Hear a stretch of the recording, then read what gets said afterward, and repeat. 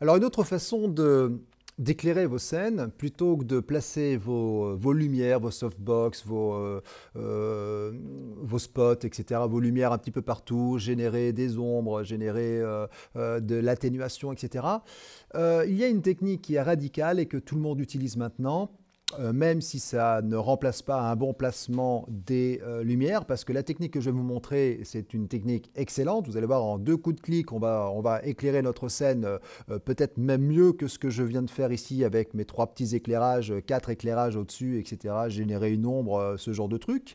Hein, si vous vous rappelez, j'avais fait à la création d'un studio, on avait généré un studio en 2 secondes, 2 secondes 10.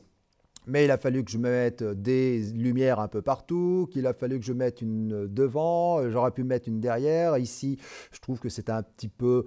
Bon, bref, il y a plein de petites choses à revoir, mais en tout cas, rapidement, on a quand même réussi à mettre des lumières un peu partout. Très bien. OK, ça, c'est une première chose. Une deuxième chose, c'est de pouvoir réaliser donc, une lumière avec une photo qui récupère des informations de lumière. On appelle ça donc des HDRI. Ce sont des photos en général qui sont plutôt sphériques. Ces photos sphériques possèdent donc des informations de lumière supplémentaires que peut posséder une photo classique, c'est-à-dire que ce sont des photos qui ont une profondeur des bits en 32 bits en général, c'est du 32 bits ou du 16 bits pour pouvoir récupérer plus d'informations de lumière qu'une photo 8 bits classique que vous connaissez tous grâce à un appareil photo classique. Vos photos JPEG ou autres sont tous des photos 8 bits. Eh bien, les photos HDR sont des photos d'abord cylindriques, donc avec de la déformation pour pouvoir la plaquer sur une sphère, pour donner un environnement comme un univers. Et le fait de l'avoir en déformé, la plaquer sur une sphère va me reformer l'image, la photo nickel, d'une part. Et d'autre part, elle possède donc ces informations de lumière, en plus qu'une photo n'a pas. Eh bien, grâce à ces informations de lumière, il va pouvoir utiliser ces informations de lumière pour éclairer ma scène, jouer sur les réflexions de ma scène et en plus générer des ombres sur ma scène. Alors, comment je vais faire ça? Je vais reprendre ici l'objet du délit qui est ici. Donc, j'ai supprimé toutes mes lumières. Hein. J'ai plus de lumière, plus aucune lumière. Donc, quand je fais un CTRL R, ben forcément, j'ai la lumière de base. Il n'y a plus de réflexion quelconque, il n'y a plus rien. C'est vraiment la lumière de base de Cinema 4D. Je vais donc réaliser un environnement HDRI. Donc un environnement HDRI, c'est d'abord une grande sphère. Alors qu'est-ce qui est mieux qu'un soleil? Eh bien un soleil, tout bête. Je vais réaliser ici un ciel. Pas un soleil, mais un ciel. Le ciel, eh bien c'est tout l'environnement de mon cinéma 4D, ici, qui va générer mon ciel. Donc on ne le voit pas forcément, ici, mais tout ce que vous avez ici, la partie grise ici, c'est maintenant mon ciel. Sauf que cette partie grise, je peux la texturer, je peux lui mettre une texture sur cette partie grise. Alors, je ne vais pas hésiter à mettre une texture. La texture, je vais créer une nouvelle texture ici. Donc, je rappelle que pour créer une nouvelle texture, on va double-cliquer dans cette partie. Et donc, j'ai ici une texture. Je vais double-cliquer encore sur cette nouvelle texture que je viens de réaliser. Et ici, on va mettre environnement HDR. Pour réaliser cette fameuse texture environnement HDR, vous allez voir, c'est très très simple, il n'y a pratiquement rien à faire. La première des choses, on va désactiver couleur et désactiver réflexion. Je ne veux absolument aucune réflexion, aucune couleur, ce n'est pas l'idée. L'idée, c'est que ça me génère de la lumière. Et pour générer de la lumière, on appelle ça de la luminescence. La luminescence, elle est ici. Je vais donc sélectionner luminescence et cliquer ici sur le mot luminescence pour avoir les réglages de la luminescence. Ici, si je plaque maintenant mon environnement ici sur mon ciel, eh bien, vous voyez que le ciel maintenant est clair. Donc c'est déjà un premier jet pour pouvoir appliquer de la lumière sur ma scène. Mais ce n'est pas tout, parce que là on utilise une luminescence. Et pour utiliser une luminescence, il va falloir la calculer, cette luminescence. Donc ça, on le verra un petit peu après. Mais au moins, j'ai un ciel qui éclaire toute ma scène. Alors, si c'est pour faire ça, autant utiliser, comme on l'avait fait tout à l'heure, autant utiliser une lumière en mode, ici, une lumière en mode généralité ici, éclairage ambiant, ça fera l'affaire aussi. C'est la même chose. Hein, c'est à peu près la même chose. Bon, donc, on ne va pas faire ça. Pourquoi j'ai réalisé ça? Parce que, comme c'est une texture, je peux plaquer des photos. Et les photos, eh bien, on va se récupérer un HDRI. Alors les HDRI, enfin les HDR ou HDRI, eh bien, vous pouvez en trouver partout sur le net, des gratuites et des payantes, évidemment. Alors, je vous ai ici concocté un petit site internet très sympa où vous avez plein de HDR. Alors ça s'appelle hdrlib.com et là, vous avez des tonnes de HDR. Alors, il y a plein de trucs. Alors, c'est souvent des photos, évidemment, des photos déformées, hein, comme je vous l'ai dit, déformées pour qu'elles puissent se placer sur un environnement sphérique. Donc, dans notre cas, ça sera notre ciel. Et si je sélectionne au hasard ce HDRI, ben voilà un petit peu l'idée d'un éclairage HDRI sur un objet mat et un objet brillant. Donc vous voyez que sur l'objet brillant, eh bien, il y a toutes les réflexions de l'univers, donc de l'environnement qui se reflètent directement dessus. Vous voyez qu'il y a bien des ombres et il y a bien de l'éclairage sur les objets. Donc c'est l'idée, c'est le HDR hein, qui nous propose ce genre de choses. Et le HDR, il est composé de quoi? Eh bien, il est composé on va dire 1, 2, 3, 4, 5 et je vois peut-être une sixième, 6 photos. Hein. Est-ce que celle-ci, ce serait pareil? 1, 2, 3, 4, 5, 6 peut-être. Donc on a une lumière, très foncée ici, une lumière moyenne, une lumière moyennement foncée, une moyenne très, et ici une lumière très claire. Donc c'est 1, 2, 3 et 4 photos sont imbriquées ensemble pour réaliser donc un HDR. Ils ont rajouté des éléments supplémentaires pour donner de la couleur et puis un petit peu de flou pour donner de la diffusion. Ce qui donne au total cette photo-là. Donc on a toutes les photos qui sont fusionnées en ce qu'on appelle HDR. Donc dans Photoshop, on appelle ça une fusion HDR pour réaliser donc une photo en 32 bits. Et là, on a toutes les informations de lumière, c'est-à-dire qu'on a des informations d'ombre extrêmement dans l'ombre, l'ombre très proche du noir, et l'éclairage donc très proche du blanc. Et entre l'ombre et la lumière, eh bien, on a toutes les autres déclinaisons avec la lumière normale, la lumière un peu dans l'ombre, un peu éclairée, etc., plus des informations de couleur.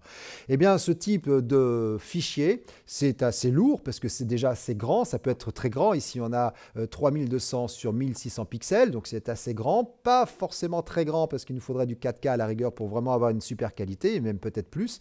Mais déjà, c'est grand et en plus, il y a plusieurs photos imbriquées à l'intérieur en 32 bits en général. Donc du coup, ça va, il y a beaucoup de poids là-dedans. Alors, vous pouvez télécharger ce que vous voulez ici, mais avant de télécharger, la bibliothèque de Cinema 4D vous propose déjà des HDR.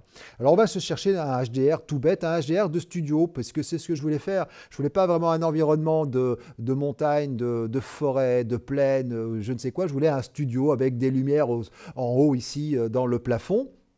Eh bien, il s'avère qu'on a un environnement HDR qui simule eh bien, un studio. Alors, on va aller le chercher dans la médiathèque. Rappelez-vous, la médiathèque, c'est ce petit bouton ici. Je clique dessus. Moi, je l'ai déjà trouvé, mais vous pouvez aller chercher dans le petit bouton ici, rechercher. Vous tapez ici Studio et vous allez tomber sur eh bien, 2-3 studios et notamment celui qui m'intéresse, c'est le Studio 21 HDR ici. Vous voyez, c'est un studio HDR. Alors, c'est pareil, hein, sauf qu'il a été généré avec des gris, des noirs et des blancs. Et donc, les blancs, c'est la lumière, les noirs, c'est l'ombre, et les gris, c'est toute la déclinaison de tout le reste. Bien sûr, attention, c'est pas n'importe quel fichier, c'est un fichier HDR. Donc, avec une fusion HDR, vous avez toutes les informations de lumière hein, pour proposer ici ce HDR. Donc, je vais prendre ce HDR et puis je vais le glisser directement dans ma luminescence, dans la texture. Je le prends, je le glisse dedans ici, directement. S'il vous pose une question, c'est qu'il va vous proposer de charger cette texture, parce que là, ici, il provient de la bibliothèque de Cinema 4D, mais si vous avez téléchargé une HDR dans ce site-là, eh bien, vous allez faire la même chose, vous allez prendre l'image que vous allez glisser à l'intérieur ici, mais par contre, il va vous poser une question. Est-ce que vous voulez copier l'image sur la racine du fichier, ou est-ce que vous voulez laisser l'image dans le dossier d'origine de l'image? Alors moi, en général, je fais non, je ne copie pas, sinon vous allez avoir doublement les images sur votre disque dur. Donc je ne les copie pas, je fais non. Si vous posez la question, vous faites non. Comme ça, vous laissez l'image à l'endroit précis. Par contre, attention, il a besoin du lien. Hein. Cinema 4D a besoin du lien de la photo. Donc si cette photo, vous la supprimez, vous la déplacez, vous la renommez, il ne trouvera plus le lien. Donc il faudra soit la retélécharger ou lui redonner le lien de cette nouvelle emplacement. Donc là, il ne m'a pas posé la question parce qu'elle fait partie de la médiathèque interne de Cinema 4D. Donc il n'y a pas de question à se poser. Donc là, effectivement, ici, eh bien, on va se retrouver avec maintenant, lorsque je fais ici mon rendu. Déjà, vous voyez ici l'environnement, eh bien il y a les lumières. Vous voyez, on a bien mes lumières qui est ici. Alors c'est une mauvaise qualité pour l'instant, c'est pas grave, mais en tout cas j'ai mon environnement qui est là. Ok, on le voit bien ici. Donc c'est mon ciel hein, qui est doté de cet environnement. Donc moi je vais aller revenir ici sur ma caméra, donc je vais revenir dans l'œil de ma caméra, donc l'environnement il est partout mais je ne le vois pas parce que je suis ciblé sur ma caméra. Déjà vous remarquez ici les réflexions de mes lumières ici qui étaient tout en haut, et si je fais un petit CTRL R, eh bien je vais retrouver ici mes réflexions. Par contre j'ai les réflexions certes, mais je n'ai pas vraiment les informations de lumière, c'est-à-dire que je n'ai pas la luminosité, je n'ai pas les ombres, c'est un peu bizarre, je ne comprends pas, pourtant j'ai bien l'impression qu'il y a quand même de la lumière. Eh bien, ce n'est pas vraiment vrai. En fait, nous avons les réflexions des éléments blancs, rouges, bleus en haut, mais ce n'est pas la lumière. Elle n'a pas été considérée comme de la lumière. Pourtant, je lui ai demandé que ça soit une luminescence. Je rappelle qu'ici, dans la matière que j'ai créée, je l'ai créée dans la luminescence et j'ai validé la luminescence. Donc, normalement, ça devrait être géré comme une lumière. La luminescence, c'est un générateur de lumière. Eh bien, il ne l'a pas fait. Pourquoi il ne l'a pas fait? Parce qu'on a besoin de calculer la lumière, le rebond de la lumière en fonction de cette luminescence. Et pour ça, il faudra ici sélectionner cette petite roue que nous avons là et choisir ici dans les paramètres de rendu l'effet qui est ici. Et on va choisir l'effet illumination globale. C'est cet effet-là qui va calculer les rebonds de la lumière sur le sol, sur l'objet, créer mon ombre, rajouter la lumière pour jouer un peu sur les couleurs. Les couleurs, là, j'ai pas beaucoup de couleurs parce que j'ai que du gris, du noir et du machin. Donc là, les couleurs, il n'y en aura pas, mais rajouter les ambiances colorimétriques de mon HDR. Et puis générer les ombres, générer les lumières, générer les rebonds. Donc c'est grâce à l'illumination globale que l'on va faire tout ça. Donc, je rajoute l'illumination globale. Attention, l'illumination globale, vous en doutez, c'est long en calcul, donc il faudra faire attention.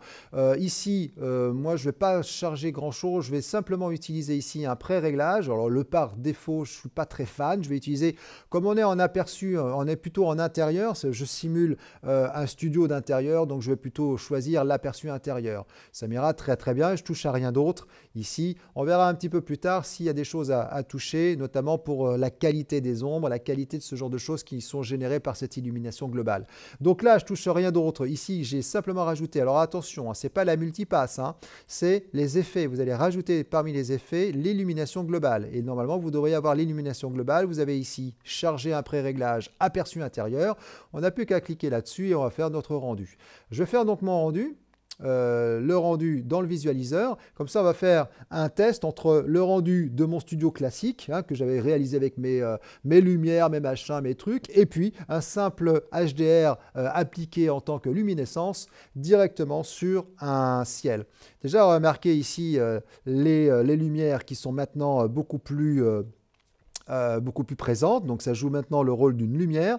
Et là, on a les ombres maintenant, vous voyez ici. On a carrément les ombres de mon objet. Donc là, eh bien, on est en 27 secondes de calcul avec un HDRI et du coup, le résultat est 10 fois mieux. Et là, j'avais un résultat plutôt satisfaisant, mais en 2 secondes 10 avec un résultat qui, ma foi, n'est pas si exceptionnel que ça. Il faudrait peut-être rajouter une lumière supplémentaire là, donc un temps de calcul supplémentaire, rajouter machin, etc. Du coup, on va se retrouver avec des temps de calcul de fou, des placements de lumière super précis pour donner ce que l'on veut, alors qu'un HDR, un bon vieux HDR, est terminé, l'histoire est pliée. Alors bien sûr, après, si vous voulez rajouter un petit peu plus de lumière, rien ne vous empêche de revenir ici dans l'environnement, puisque je rappelle que la lumière, c'est la luminescence qui génère ça. Je vais sélectionner ici l'image, et là, vous avez des réglages de l'image, et vous allez pouvoir jouer sur l'exposition, en mettant une exposition de 1,4, déjà, ça va booster un petit peu plus. Je vais refaire ici mon éclairage, mon rendu. Vous allez voir qu'avec une exposition de 1,4, on va être beaucoup plus éclairé. Rien ne m'empêche de rajouter une lumière supplémentaire. Qu'est-ce qui m'empêche de rajouter une lumière supplémentaire? Rien, puisqu'elle sera aussi calculée, hein, parce que je rappelle que l'illumination globale va calculer la luminescence, mais je peux très bien rajouter une lumière supplémentaire pour faire une ombre supplémentaire sur le côté ici. Vous voyez maintenant avec une intensité un petit peu plus importante, vous voyez, intensité à 0, en tout cas l'exposition classique, et là l'exposition à 1,4. On retombe un petit peu sur l'esprit que j'avais choisi ici, sauf que bah, là on gère un petit peu moins les lumières, c'est-à-dire que si cette lumière-là, je la voulais un petit peu plus derrière, je ne pourrais pas parce que c'est une photo, donc là je gère beaucoup moins ma lumière.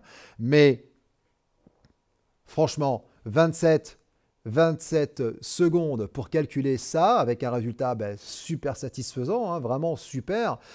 Ou ici, 2 secondes 10 avec un résultat, effectivement, je vais pouvoir ajouter une lumière supplémentaire derrière, ou ici, ou là, ou machin. Ouais, mais quand même, c'est un peu plus la galère.